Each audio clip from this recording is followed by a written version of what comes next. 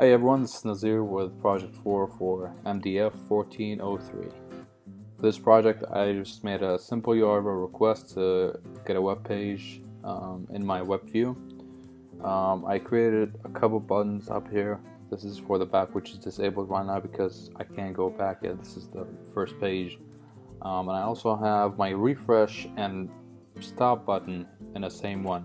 If I click refresh, the stop would appear while the page is loading, but when the page stops loading, then it'll change back to a refresh sign. So I'll show you this real quick. If I click stop, it stops it from loading. If I click refresh, it refreshes the page.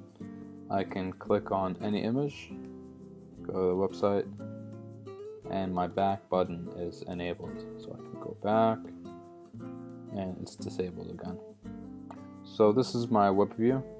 I also got the source of my request in the source tab, which I have right here, and this is all the HTML that I got from the index. So that's pretty much it. My third tab, I just put weeks 3 project in there. When I swipe up, the tab bar disappears. When I go back down, it appears again. It's just a little trick to maximize the screen.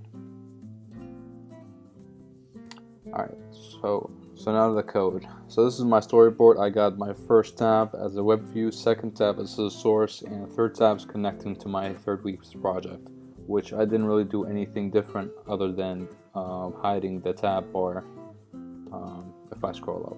So I decided to put my URL and request in a separate object so that my web view and my source tab can have access to the same one instead of duplicating that same code in both classes.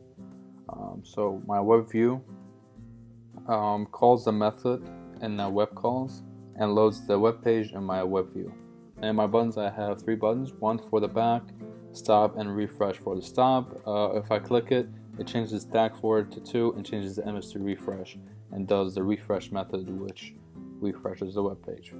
And my source, I call the same method from web calls because we're getting the same URL, and call that web page. And then down here, I actually display the data on screen to the source text, which is the text view in the middle of the page. And that is pretty much it. All the rest are from my project 3, which I didn't really do anything to.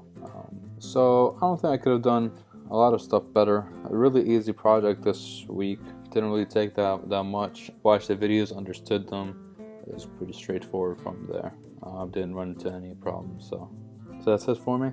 It's been a great month. So much fun with Objective-C coding. I'll see you guys next month.